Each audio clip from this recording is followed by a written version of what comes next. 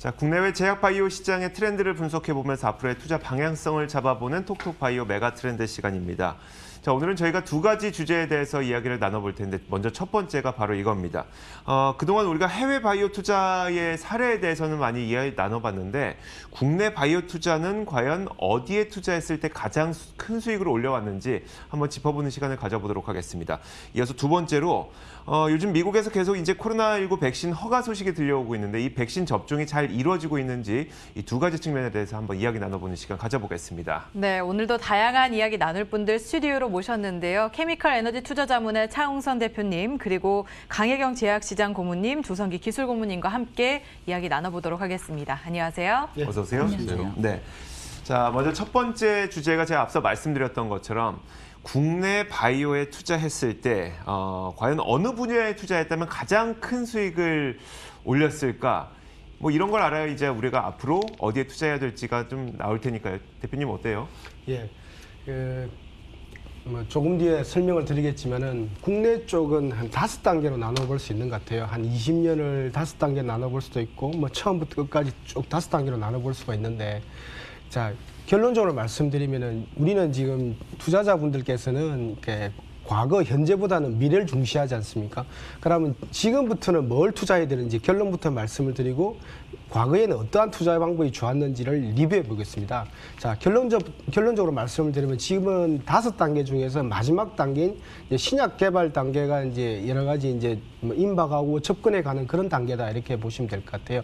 그래서 보면은 요약해서 말씀을 드리면은 그 큰 그림을 보면은 한 20년 동안에 그 코스피 지수가 한 5배 정도 올랐어요. 5배가 올랐고 2001년도부터 기준으로 하면 그 다음에 코스피 의약품 같은 경우가 한 16배 정도가 올랐거든요. 그래서 격차가 약 10배 정도가 차이가 나요. 그래서 지금부터는 오히려 이제 그 첫 번째 그림인데 이렇게 코스피 의약품을 이렇게 좀 이렇게 조금 이렇게 뭐 이렇게 전체적으로 다 올라간다 이렇게 보기는 이제 어려울 것 같아요. 그러기보다는 오히려 이제 신약을 잘 개발하는 기업들, 흔히들 보면 저희들이 조금 더 말씀을 드리겠지만은 이게 주요 저널에 데이터를 발표하면서 여러 가지 전 세계 그 임상이라든지 그 실질적으로 의사분들한테 이렇게 검증받는 기업들을 중심으로 선별적으로 주식이 올라갈 거다 이렇게 보고 있습니다. 그래서 그런 사례를 한번 3가지를 한번 들어볼게요. 첫 번째가 뭐냐면은 최근에 보시면 첫 번째 그림 같은 경우가 요 그림인데요. 요 그림이 이제 단기적으로 보면은 그러면 어떤 기업이 올라갈까? 그러니까 하나의 샘플을 드리겠습니다. 그래 보면은 이 그림이 뭐냐면은 이번에 같은 경우는 mRNA 있지 않습니까? mRNA를 가지고 백신을 만든 기업들 차이를 봤습니다. 그래서 보면은 S&P 500 헬스케어 지수는 한 15% 정도 올랐는데 반해서 이 기업 같은 경우는 각각 6배, 5배 올랐어요. 이렇게. 근데 매출액이 있는지 하면 매출액이 약 30억 정도, 한 100억 정도밖에 지나지 않았어요. 근데 시가총액은 두 개 기업 합쳐서 100조 원까지 올라갔습니다. 그래서 S&P 500 대비 뭐 한 5배 정도의 격차를 보이는 그런 형태. 그러니까 지금은 선별적으로 투자가 이루어져야 되고 두 번째는 그런 잘 되는 기업을 중심으로 주가가 올라갈 것이다 이렇게 보고 있습니다. 과거 한번 볼까요? 그 다음 그림은 이 항암제 기업인데 이 1세대 항암제 기업이에요. 그러니까 항체약품을 만드는 항암제 기업이에요. 뭐 대장암이라든지 이런 쪽, 그다음 혈액암 그렇게 치료제를 개발했던 기업 같은 경우인데 격차가 좀 한 20배 정도의 격차를 보이고 있습니다. 그래서 역사적으로 보면 20배보다 그러니까 훨씬 높은 수익률을 보이고 있는데 이렇게 그러니까 큰 그림 보면은 뭐 예를 들면 이렇게 표적 항암제라든지 항암제 쪽에서 이렇게 선별적으로 투자하면은 큰 수익을 낼 것이다 이렇게 보고 있습니다. 그 다음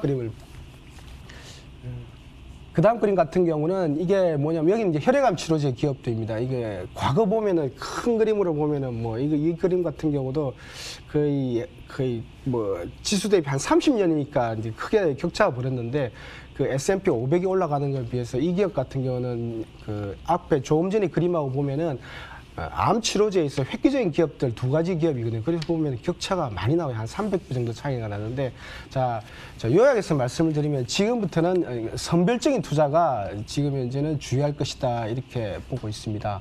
그리고 이제 국내 투자로 한번 들어가 볼게요. 그러면 이제 미래에 대해서는 말씀을 드렸고 과거에 대해서 이제 이야기를 해보면 그림 자체가 요 그림인데요. 우리나라는 그래서 코스피 같은 경우는 5배 올라갈 때 코스피 의약품 같은 경우는 15배, 16배 올라갔다고 말씀드렸지 않습니까? 그래서 격차가 10배 정도 나는데 첫 번째 1번 단계가 뭐냐 하면은 2008년을 기준으로 결정이 돼요. 2008년 이전에는 우리나라가 제네릭과 백신의 국산화 시대였다. 그런 기업에 투자했으면 좋았다 이렇게 보고 있습니다. 그리고 두 번째 단계는 우리나라에 독특하게 바이오 CMO를 도입을 한 기업이 출연을 합니다. 우리나라가 바이오 CMO 같은 경우는 전혀 생소했거든요. 그래서 항체약품을 생산해주는, 대행 생산해주는 그런 기업. 그러니까 처음에는 의구심이 많았죠. 과연 할 수 있겠느냐. 그 기업이 두 번째 단계에서는 바이오 CM을 하는 기업의 주가가 큰 폭으로 올랐고요. 뭐 과거에는 이제 미래에는 이제 시밀러 기업으로 바뀌었지만, 그래서 세 번째 단계는 뭐냐 하면은 제네릭하고 그다음에 백신의 국산화, 그다음에 바이오 CM을 하다 보니까 우리가 역량이 많이 축적됐지 않습니까? 그러면서 이제 세 번째 단계에서는 신약 수출이 일어납니다. 그래서 와 놀랬죠. 주식시장에서 막 신약을 개발할 수 있다. 그때 주가 큰 폭으로 올라갔던 기억이 나시죠?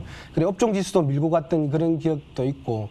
그다음에 이제 네 번째 단계가 뭐냐면은 이제 정말 이제 두 번째 시밀러 기업이 등장을 합니다. 그래서 첫 번째, 두 번째 기업이 등장하면서 우리나라가 바이오 시밀러에서 정말 돈을 잘 벌구나. 뭐 이 두 기업 같은 경우는 매출액이 2조, 영업이익률이 50% 이상을 상회하지 않습니까? 그래서 그러면서 주가도 업종 지수 전체도 밀고 올라가는 그런 형태가 보이고요.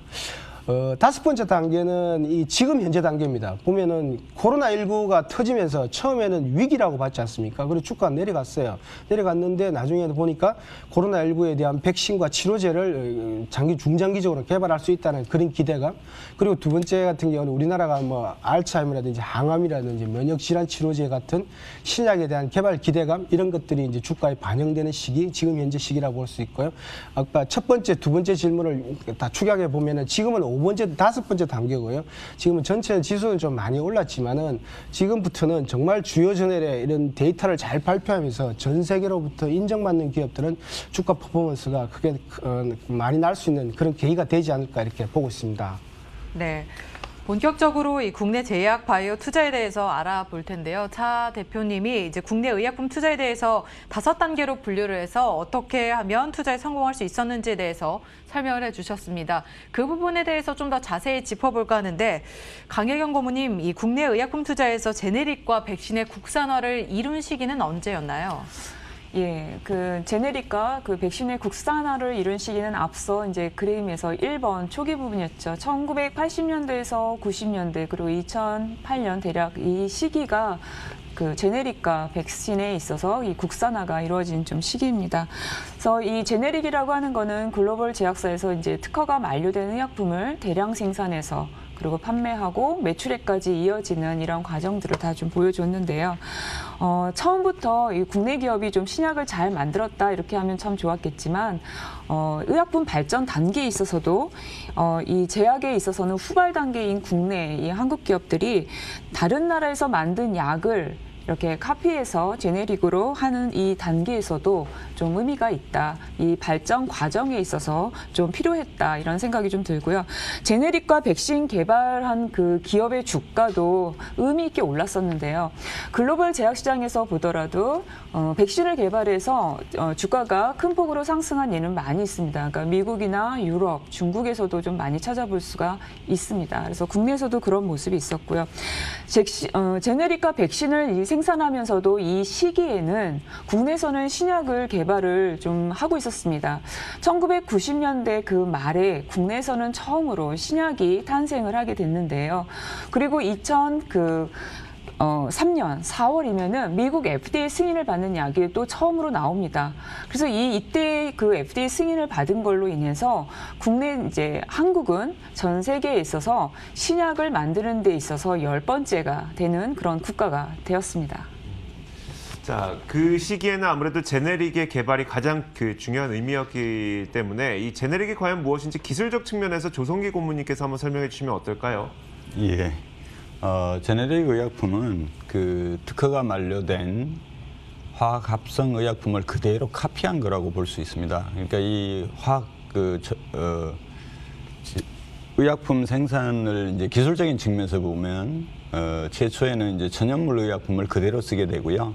그 다음 단계가 이제 그 속에 들어있는 유효 성분을 찾아낸 다음에 그것을 합성을 하게 되죠. 그래서 화학 합성 의약품이라고 하고, 그 다음에 이제 질병 메커니즘이 밝혀지면서 바이오 시스템, 그러니까 세포를 이용해서 만들어내는 의약품은 이제 바이오 의약품 이런 순서로 이제 개발되게 되는데, 제네릭이라고 하는 것은 이제 화학 합성 의약품에 이제 특허가 만료된 것을 그대로 이제 카피한 의약품이라고 볼 수 있습니다. 그러니까 화학 합성 의약품은 분자량도 작고 분자 구조가 그대로 다 밝혀집니다. 그러면 그대로 이제 카피를 할 수가 있는 것이죠. 예, 그렇게 보시면 될 것 같습니다. 네.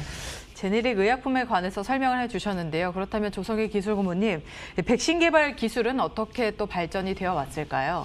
예, 우리나라의 경우에는 이제 1983년도 제법 그래도 일찍 한 거죠. 1983년도에 독자 기술로 비형 간염 바이러스에 대한 백신을 개발했고, 이때는 이제 우리가 기술적으로 보면은 비형 간염에 걸린 환자의 혈액에 바이러스의 표면 항원 단백질이 이제 뭐라 그럴까요?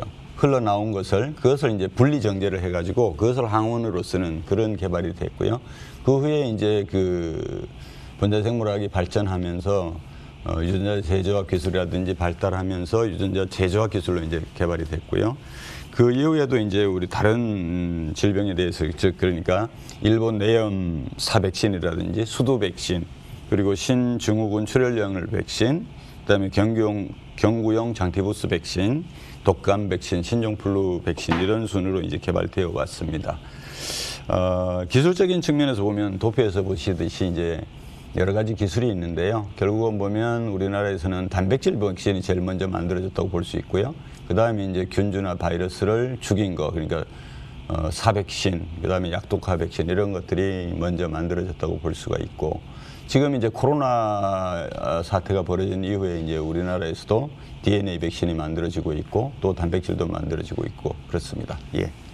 그러니까 예전에는 뭐 2008년까지는 제네릭을 만드는 기술 정도만 갖고 있었던 우리나라의 그 바이오 기술이 이제는 백신 개발까지도 가능할 정도로 굉장히 많이 크게 개발 기술이 발전됐다고 볼 수가 있을 텐데, 이 첫 번째 시기까지를 저희가 살펴봤습니다. 그게 한 2008년 정도가 될 거고요. 그러면 그 이후가 바로 두 번째 바이오 의약품 CMO가 도입된 기업들이 많이 탄생하던 시기라고 했었거든요. 그리고 세 번째 단계가 바로 기술 수출을 하는 기업들이 많이 등장했던 그 시기. 이 두 개의 시기에 대해서 강혜경 고문님 좀 설명해 주시면 어떨까요? 예, 이제 두 가지인데요. 바이오 시밀러와 그리고 기술 수출 이 두 가지입니다. 그래서 첫 번째 이제 바이오 시밀러에 대해서 먼저 좀 말씀을 드리면, 이 바이오 국내에도 이제 대표적인 두 개의 바이오 시밀러 기업이 또 있죠. 그런데 이 시작은 바이오 CMO로 시작을 했습니다. 이 CMO라고 하는 거는 글로벌 제약사의 그 약을 위탁 생산하는 그런 거를 CMO다 이렇게 얘기를 하는데요. 이 바이오 CMO는 글로벌 제약사에서 이렇게 위탁을 받아서 생산할 때 처음에는 과연 이렇게 생산을 할 수 있을까라는 우려도 있었던 것도 사실입니다. 그렇지만 성공적으로 이 바이오 CMO를 잘 수행을 했죠. 그리고 이제 이 기업은 이제는 바이오 CMO에서 바이오 시밀러 기업으로 이렇게 전환이 되었습니다. 그리고 이제 두 번째는 기술 수출에 대한 이야기인데요. 기술 수출에 대해서는 1989년부터 2018년도까지 국내에서 이제 기술 수출된 그 건수를 보게 되면은 사실 이렇게 지속적으로 이렇게 기술 수출은 되어 왔었습니다. 그런데 이제 앞서도 언급은 있었지만 약 2015년도 전후로 해서 국내에 큰 규모의 그 기술 수출이 있었죠. 그래서 이 해당 기업의 주가도 상승을 했고, 그리고 제약바이오 업종 지수도 많이 이런 상승을 견인한 그 시기가 이제 이때 들어가게 되는 겁니다. 그래서 이때 이제 기술 수출되었던 것들이 어떤 것이 있었는가라고 보면은 이제 지속형 당뇨병 치료제, 아니면 항암제, 그리고 자가면역 치료제 이런 관련한 기술들이 수출이 됐었죠. 그리고 이제 이때부터 많은 벤처 기업들, 그리고 이제 제약 신약을 만드는 이런 기업들의 파이프라인을 이제 주목을 하기 시작을 했고요. 그래서 이제 지금까지도 그때부터 지금까지 이 신약 파이프라인에 있는 이 신약에 대해서 지금 이렇게 주목을 받고 있다, 이렇게 보시면 될 것 같습니다. 네, 국내 바이오 시밀러 기업들이 이제 바이오 CMO로 시작을 했다라고 말씀을 해주셨는데, 자, 그렇다면 조성기 기술고문님, 바이오 CMO 기술은 어떤 기술을 활용한 걸까요? 예, 바이오 CMO 기술은 결국은 이제 우리가 자체적으로 축적해 놓은 여러 가지 유전자 재조합 기술이라든지 세포 배양 기술, 또 대용량 생산 기술 이런 것들을 발판으로 해서 글로벌 제약사의 그 의약품을 위탁 생산해 주는 기술입니다. 우리나라에서도 뭐 잠깐 앞에서도 언급됐습니다만 우리나라의 경우에 보면 결국은 제네릭부터 시작해서 CMO를 만들고 또 이제 백신 독자 개발을 하고 그다음에 바이오 시밀러 단계 이렇게 해서 쭉 그 발전되어 왔다고 보고요. 그 사이에 이제 또 신약 개발을 해서 기술 수출한 경우도 있었습니다. 예, 거기까지 하겠습니다. 자, 그렇다면 이제 네 번째 시기로 한번 넘어가 볼 텐데, 네 번째 시기가 2016년부터 약 2018년 말 정도까지를 우리가 꼽을 수가 있을 것 같아요. 그 시기가 바이오 시밀러 전문 기업들의 주가 상승이 아주 크게 일어났던 시기로 아마 여러분들께서도 기억을 하고 계실 텐데, 그 시기에 강혜경 고문님, 바이오 시밀러 기업들은 어떤 일들이 있었던 거예요? 예, 앞서 이제 바이오 시밀러 기업들은 바이오 CMO에서 그러니까 대량 생산을 하는 것부터 이렇게 시작이 됐다라고 말씀을 드렸는데요. 최근에는 이 바이오 시밀러를 하는 기업들은 이제 세포주 개발이나 공정 개발 서비스 이런 거를 제공하는 사업, 그리고 개발 초기에 이제 후보 물질들을 많이 발굴을 해야 되는데 이러한 탐색하는 작업들, 그리고 생물학적 안정성이나 독성 이런 걸 분석하고요. 세포 보관하는 그런 사업을 하는 CRO 사업까지 이제 진행을 하고 있습니다. 근데 이제 바이오 시밀러로 과연 돈을 벌 수 있을까 이제 하는 그런 의구심도 많이 가졌었는데, 이런 부정적인 생각과는 다르게 이제 국내에 이제 바이오 시밀러를 하는 기업들이 유럽이나 미국에서 이제 허가를 받고 매출액이 발생을 하고, 그래서 시장 침투율이 많이 높아지면서 국내 투자자들도 국내 제약 바이오가 이제 좀 되는구나 이러면서 큰 기대를 가지게 됐죠. 그래서 이래 이제 동반해서 바이오 시밀러 기업들의 주가도 이제 많이 상승하신 거를 보셨을 거고요. 그리고 제약 바이오 업종 지수도 같이 이렇게 상승을 견인하는 이런 계기가 되었었습니다. 그리고 이제 해외에서는 대한민국 기업의 이제 주요 블록버스터 그 항체 약품에 대한 그 바이오 시밀러를 이제 만들 수도 있고, 그리고 해외 진출하는 이 모습들을 보면서 이제 국내 제약업 그리고 바이오 시밀러에 대한 새로운 평가를 좀 하게 되는 계기가 되었습니다. 네. 국내 제약 바이오주들의 그런 업종들의 그 성장을 확인을 할 수가 있었는데, 그 가운데서는 바이오 시밀러가 있었다는 것을 계속해서 언급을 해주시고 계십니다. 그렇다면 조성기 기술고문님, 이 바이오 시밀러 의약품과 관련해서도 저희가 좀 질문이 있는데, 기술적인 측면에서 이런 의약품들은 어떤 걸 의미하는지 설명해 주시죠. 예, 한번 표를 보여주시면 좋을 것 같은데요. 결국은 아까 금방 전에도 이제 제네릭 의약품 이야기를 했고요. 제네릭 의약품은 이제 화학 합성 의약품의 카피라고 보신다면, 바이오 의약품에 대한 그 복제본을 결국은 바이오 시밀러다 이렇게 얘기를 하는데, 바이오 시밀러를 생산할 수 있다는 것도 좀 상당히 대단한 부분이긴 한데요. 결국에 이제 두 가지를 비교해 보면, 제네릭 의약품은 화학 합성 의약품을 특허가 지난 다음에 그대로 카피하는 것은 화학적으로 이제 하는 거고요. 바이오 시밀러 의약품은 이제 바이오 의약품이 특허가 만료된 다음에 똑같은 방법으로 이제 우리가 시밀러를 만드는 것이죠. 결국은 이제 생물체 내에서 만들어야 되기 때문에 대부분 이제 항체 의약품이나 아니면 단백질 의약품 이런 것들이 될 텐데, 결국은 그 생물체를 이용한 여러 가지 유전자 재조합 기술이라든지 대량 생산 공정 이런 것들이 다 되어야 되기 때문에 의미가 있다고 보고요. 또 하나는 이제 그 제네릭 의약품 같으면은 생산하는 과정에서 동등성 시험이라고 하는데요. 그러니까 인체 내에서 흡수하는 속도나 양이 원래 오리지널하고 똑같다. 그걸 증명하면 됩니다. 그러면 이제 생화학적으로 증명하면 되겠죠.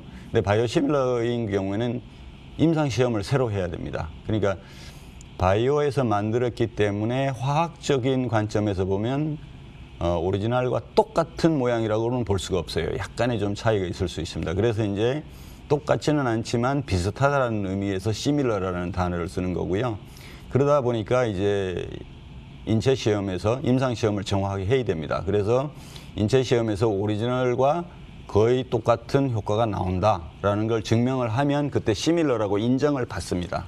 그런 관점에서 보면 시밀러를 생산하는 것도 상당한 수준이 되어야 가능하죠. 예. 그러니까 이제 합성의약품의 경우에는 사실 좀 만들기가 쉬워서 제네릭을 만들게 되면은 똑같은 약을 가격 낮은 가격에 우리가 먹을 수가 있는 반면에 바이오시밀러의 경우에는 바이오의약품을 만들 수 있을 정도의 기술 수준이 돼야 바이오시밀러를 만들 수가 있다는 얘기네요. 예, 그렇습니다. 그 수준의 그 부분에 대해서 기술적 측면에서 이 바이오시밀러를 만들어내는 게 얼마나 큰 의미인지 좀 설명을 더 해주시면요. 네, 그러니까 결국은 이제 바이오 시밀러가 되려면은 우리가 여러 가지 이제 관련된 기술이 축적되어 있어야 됩니다. 좀 간단하게 말씀드리면 제일 첫 번째 해야 될 게 이제 유전공학이 발전되면서 유전자 재조합 기술이 많이 완성이 돼 있어야 되고요. 그다음에 이제 세포를 다루는 여러 가지 세포 배양 기술이라든지 세포 조작 기술 이런 것들이 되어 있어야 되고 또 하나는 이제 대용량의 이제 그 바이오 리액터에서 생산을 해야 됩니다. 그러다 보니까 우리가 시험관에서부터 시작해서 중간 단계를 거쳐서 이제 대용량에서 우리가 생산할 수 있는 방법이 나와야 되고 또 하나는 이제 결국은 단백질이나 항체들을 분리해내야 되거든요. 그러니까 그 분리해내는 것도 굉장히 큰 일입니다. 그러니까 분리정제 기술도 있어야 되고 그것이 또 원래 오리지널과 같은 비슷한 거라는 물질을 분석해내는 기술도 있어야 돼요. 그런 것들을 다 배경으로 해서 그다음에 또 인체를 대상으로 이제 임상시험까지 해야 되니까 그런 과정이 굉장히 그 화학약품보다는 굉장히 복잡하죠. 그리고 수준도 상당히 있어야 되고요. 그런 측면에서는 바이오시밀러를 뭐 아무나 만들 수 있는 건 아니죠. 그만큼 이제 설비도 투자가 되어 있어야 되고요. 대용량의 이런 설비 공장. 보통 흔히들 뭐 10,000리터, 20,000리터 공장을 지었다 뭐 이제 그런 의미가 있는 겁니다. 예. 네. 자, 바이오시밀러와 관련한 내용을 살펴봤습니다. 그렇다면 강혜경 고문님 이제 5번째로 넘어갈 텐데 코로나19 사태가 터지면서 국내는 백신과 치료제 개발로 이런 뭐 제약바이오 관련주들의 주가가 큰 폭으로 상승을 한 것을 우리가 확인을 했습니다. 자, 그렇다면 이제는 신약 개발로 가는 시대가 도래한 것 아닌가 하는 생각이 드는데요. 자, 어떻게 볼 수 있을까요? 네, 맞습니다. 이 신약 개발로 인해서 그 매출액이 확대되는 그 시기에 좀 도달해 있다 이렇게 이제 보고 있습니다. 이제 앞서서 이제 과정을 좀 보셨지만 그 제네릭과 백신의 그 국산화 그리고 바이오 CMO, 바이오 시밀러로 이어지는 이 과정들을 좀 보셨는데요. 이 과정 동안 국내 제약 바이오 기업들도 이 역량이 많이 축적되어 있다 이렇게 보고 있습니다. 그리고 정부, 주식시장 그리고 벤처캐피탈 시장에서도 많은 돈이 이 관련 기업들로 이제 투자가 지금 되고 있죠. 그래서 이 돈을 가지고 임상실험에 많이 이제 쓰이고 있고요. 연구자들의 과학기술 역량도 지금 선진국 수준으로 많이 도달했다 이렇게 보고 있습니다. 물론 이제 중간에 임상 실패에 대한 소식도 이제 좀 접하기도 하시는데요. 임상 실패와 관련해서는 그 선진국에서도 임상 실패에 대한 거는 많이 있습니다. 그래서 이렇게 좀 보시면 되고요. 그리고 이제 투자에 있어서 그러면 어떻게 봐야 될까? 지금 앞에 이제 그림도 있지만 코로나19 백신으로 이제 개발에 성공한 기업의 시가총액 추이가 이제 이렇게 보여지는데요. 그러면 이 투자할 때는 임상에 성공하는 기업 그리고 주요 저널의 데이터를 이렇게 발표를 잘 하는 그런 기업들 그래서 이런 검증을 받은 기업들을 선별적으로 해서 투자를 하시면 좋겠다 이렇게 바람직해 보인다 이렇게 보고 있습니다. 자, 이제 국내도 신약 개발을 하는 기업들이 조금씩 늘어나고 있기 때문에 우리도 그 기업들에 투자하면 좋을 것 같은데 일단 그 글로벌 시장에서 그 신약 개발로 성공한 기업들의 사례를 살펴보면 우리도 거기서 어떤 의미를 찾을 수 있을 것 같아서 어떤 사례들이 있었는지 한번 강혜경 고문님께서 말씀해 주면요. 예, 맞습니다. 글로벌 그 제약 시장에 있어서도 이제 사례를 좀 볼 수가 있는데요. 셀진이라는 기업의 사례가 있습니다. 이제 앞에 이제 신약 그 개발 이 기업의 시가총액 추이가 좀 나와 있는데요. 이 기업은 1986년에 설립이 됐고요. 이 기업은 이제 항암제 쪽으로 좀 주력을 했던 그런 기업입니다. 근데 이제 1998년도에 앞서 이제 제가 학회에서 발표나 좀 저널에 이런 좋은 이제 발표하는 기업에 좀 주목하시는 게 좋겠다 이렇게 말씀드렸는데요. 98년도에 이제 혈액학회에서 이제 좋은 발표를 했었고요. 그리고 99년도에 애니제임이라는 그 저명한 저널에 이렇게 발표를 했습니다. 그래서 이 랜드마크가 되는 논문을 좀 이렇게 발표를 했는데요. 그래서 이 부분이 좀 중요하고요. 그리고 이제 이 기업의 과정 중에 보면은 FDA에 승인받는 약물이 거의 매년 이렇게 좀 있었던 시기가 있습니다. 그래서 그런 부분도 좀 주목해 보시면 되는데요. 혈액암과 고형암 그리고 자가면역 치료제 쪽에 대한 그 FDA 승인을 받았었습니다.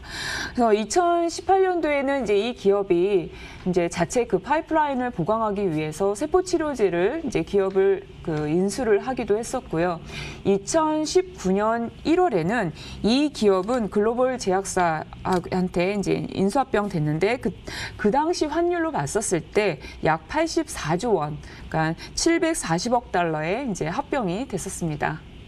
네. 글로벌 바이오 투자의 큰 흐름을 살펴봤는데요. 차 대표님, 그렇다면 향후에는 우리가 국내 시장에 투자를 한다고 했을 때 어떤 투자 전략을 가져가야 또 수익을 또 만들어낼 수 있을까요? 예, 서두에서 말씀드렸지만은 그러니까 선별 투자를 하실 거를 말씀드립니다. 왜냐니까 우리가 이제 두 가지 수치를 지표를 좀 봐야 되는데요. 첫 번째는 코스피하고 코스닥에 있는 의약품을 다 합치면 얼마 정도 나오냐면 시가총액이 300조 원이라는 숫자가 나와요.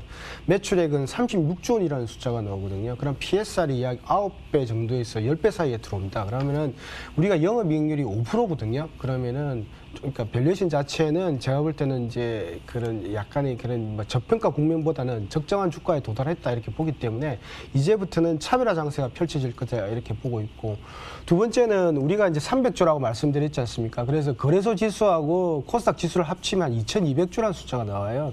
그러면 우리가 한 13%대 정도 들어가 있고, 미국 같은 경우는 합쳐 보면은 한 5,500조 그런 의약품 쪽이 보면 한 14%거든요. 그래서 전체적인 지수 대비해서 우리가 적정한 수준에 들어왔다 이렇게 보기 때문에 제가 볼 때는 무차별적으로 올라가기보다는 이제는 선별적으로 올라갈 거다 이렇게 보고 있는데, 그럼 어느 분야나 5단계잖아요.